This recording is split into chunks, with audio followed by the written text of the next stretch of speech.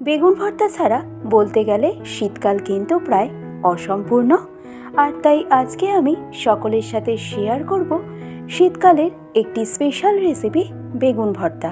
আর এই বেগুন ভর্তা খেতে কিন্তু এক কথায় জাস্ট অসাধারণ হয়ে থাকে। কিভাবে খুব সহজে আর খুব কম সময়ের মধ্যে রেসিপিটি তৈরি করে নেওয়া যেতে পারে, আসুন দেখে নেওয়া যাক আমার আজকের এই ভিডিওটিতে। আর আমি প্রিয়াঙ্কা আপনাদের সকলকে আমার চ্যানেল ডেলিশিয়াস রেসিপি বাংলাতে স্বাগত জানাই। তাহলে আমাদের আজকের রেসিপি শীতের স্পেশাল বেগুন ভর্তা তৈরি করতে আমি এখানে একটা বড় সাইজের গোলগাল দেখে বেগুন নিয়েছি।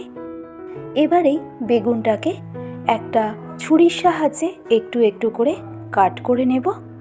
আর এই বেগুনটা কাট করার সময় এটা কিন্তু আমাদেরকে অবশ্যই খেয়াল রাখতে হবে সম্পূর্ণ বেগুনটা যেন কেটে না যায়। এরকম জাস্ট অল্প করে একটু ডিপ কাট করে নিলেই হবে। তো বেগুনটা ফাইনালি কেটে নেওয়ার পর এবার বেগুনের গায়ে অল্প একটু সর্ষের তেল এভাবে আমাদেরকে মাখিয়ে নিতে হবে। আর বেগুনের গায়ে সর্ষের তেলটা মাখিয়ে নেওয়ার পর এবার বেগুন ভর্তাটা তৈরি করতে আমি নিয়ে নিলাম একটা মিডিয়াম সাইজের টমেটো। আর এই টমেটোটার মধ্যেও আমাদেরকে একটু সর্ষের তেল এভাবে মাখিয়ে নিতে হবে। এবার নেক্সট উপকরণ হিসাবে আমি এখানে নিয়েছি 5 কোয়া রসুন। এবার এই রসুনের কোয়াগুলো একটা একটা করে বেগুনের মধ্যে আমাদেরকে ভরে নিতে হবে। এতে যখন আমরা বেগুনটাকে পোড়াবো সে সময় কিন্তু একটা সুন্দর ফ্লেভার বেগুনের মধ্যে চলে আসবে। আর এতে বেগুন পোড়ার টেস্ট কিন্তু বেশ ভালো হয়ে থাকে।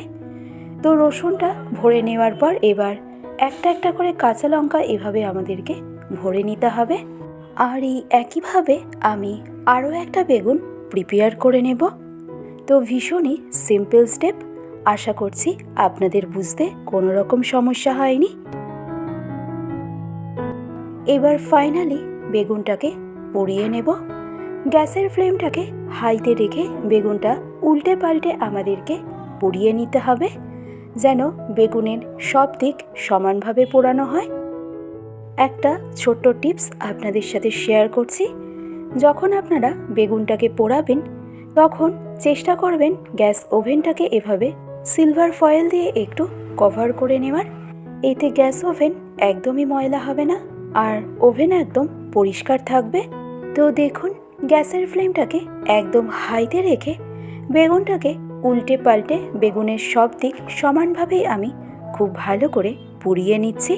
আর ফাইনালি পুড়িয়ে নেওয়া হয়ে গেলে বেগুনটাকে ডিরেক্টলি ট্রান্সফার করে নিলাম একটা ডিশের মধ্যে।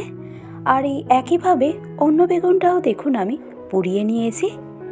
তো ফাইনালি বেগুনটা পুড়িয়ে নেওয়ার পর এবার সবশেষে আমাদেরকে পুড়িয়ে নিতে হবে টমেটোটাকে।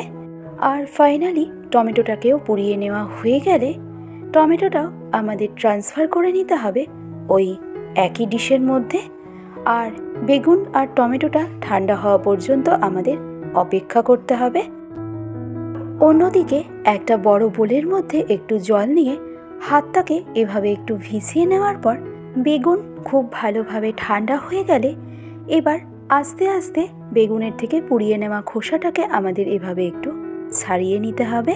আর বেগুন গরম থাকা অবস্থায় কিন্তু এর খোসাটাকে ছাড়াতে যাবেন না, তাহলে কিন্তু খোসার সাথে বেগুন উঠে চলে আসবে। তাই চেষ্টা করবেন সম্পূর্ণভাবে বেগুনটা ঠান্ডা হয়ে যাওয়ার পর হাতটাকে জলের মধ্যে ভিজিয়ে নিয়ে তারপরেই বেগুন আর টমেটোর থেকে খোসাটাকে এভাবে ছাড়িয়ে নেওয়ার। এতে দেখবেন খোসাটা খুব অল্প সময়ের মধ্যেই খুব তাড়াতাড়ি ছাড়িয়ে নেওয়া যাবে। তো ফাইনালি বেগুন ও টমেটোর থেকে খোসাটাকে ছাড়িয়ে নেওয়ার পর এবারেই বেগুন আর টমেটোটাকে আমি ট্রান্সফার করে নিলাম অন্য একটা ডিশের মধ্যে। এবার একটা ছুরির সাহায্যে বেগুনের বোটার মতন অংশটাকে আমাদেরকে এভাবে কেটে বাদ দিয়ে নিতে হবে। আর এতটুকু করে নিতে পারলেই বেগুন ভর্তার 80% কাজ কিন্তু আমাদের একদম কমপ্লিট। এবার নেক্সট আমাদের বিশেষ করণীয় একটাই, বেগুন আর টমেটোটাকে আমাদের একটু স্ম্যাশ করে নিতে হবে। চাইলে আপনারা ভেজিটেবল ম্যাশারও ব্যবহার করতে পারেন। আবার হাত দিয়েও এভাবে বেগুন আর টমেটোটাকে আপনারা স্ম্যাশ করে নিতে পারেন। সম্পূর্ণটাই কিন্তু আপনাদের নিজস্ব চয়েস। তো দেখুন, সম্পূর্ণ বেগুন আর টমেটোটা খুব ভালো করে স্ম্যাশ করে নেওয়া কিন্তু আমাদের একদম কমপ্লিট।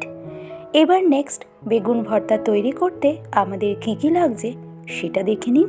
তো উপকরণ বলতে আমাদের লাগছে শুধুমাত্র কুচানো পেঁয়াজ, কুচানো ধনেপাতা, ঝালের জন্য পরিমাণ মতো কুচানো কাঁচা লঙ্কা, আর আমাদের লাগছে কাঁচা সর্ষের তেল। এবার এই প্রত্যেকটা উপকরণ আমাদেরকে একে একে অ্যাড করতে হবে স্ম্যাশ করে রাখা টমেটো আর বেগুনের মধ্যে। তো সবার প্রথমে আমি দিয়ে দিলাম কুচানো পেঁয়াজ, ঝালের জন্য কুচানো কাঁচা লঙ্কা, সাথে ধনেপাতা কুচি, আর তারই সাথে পরিমাণ মতো অ্যাড করলাম কাঁচা সর্ষের তেল। নেক্সট অ্যাড করব স্বাদ অনুসারে নুন, আর বেগুন ভর্তার টেস্ট একটু ব্যালেন্সে আনার জন্য অ্যাড করব খুব সামান্য পরিমাণে চিনি, আর সবশেষে একটা শুকনো লঙ্কাও এভাবে একটু পুড়িয়ে নেব। আর তারপর এই পুড়িয়ে নেওয়া শুকনো লঙ্কাটা দিয়ে দেব বেগুন ভর্তার মধ্যে। এটা সাধারণত আমি একটু ফ্লেভারের জন্যই অ্যাড করলাম। এবারেই সমস্ত কিছুর সাথে বেগুন ভর্তাটাকে খুব ভালো করে আমাদের মেখে নিতে হবে। তো বেগুন ভর্তাতে কোনো উপকরণেরই কিন্তু অ্যাকিউরেট মাপ নেই, আর তাই প্রত্যেকটা উপকরণের পরিমাপই আপনারা নিজেদের স্বাদ অনুসারে ব্যবহার করবেন। তো সমস্ত উপকরণের সাথে বেগুনটাকে ভালো করে মেখে নিলেই আমাদের আজকের রেসিপি বেগুন ভর্তা কিন্তু একদম রেডি। আর এরকম গরম গরম বেগুন ভর্তা গরম রুটির সাথে খেতে কিন্তু এক কথায় জাস্ট অসাধারণ লাগে। চাইলে গরম ভাতের সাথেও কিন্তু আপনারা সার্ভ করে নিতে পারেন। ভালো লাগলে রেসিপিটি অবশ্যই এইভাবে একবার ট্রাই করে দেখতে পারেন। আশা করছি আপনাদের সকলের ভীষণই ভালো লাগবে। আর এরকম আরও অনেক রেসিপির আপডেট সবার প্রথমে পেতে চ্যানেলটিকে সাবস্ক্রাইব করতে কিন্তু একদমই ভুলবেন না। আজকের ভিডিওটি তবে আমি এখানেই শেষ করছি। আবার চলে আসব অন্য কোনো দিন অন্য কোনো এক রেসিপির আপডেট নিয়ে। ভালো থাকবেন, সুস্থ থাকবেন, ধন্যবাদ।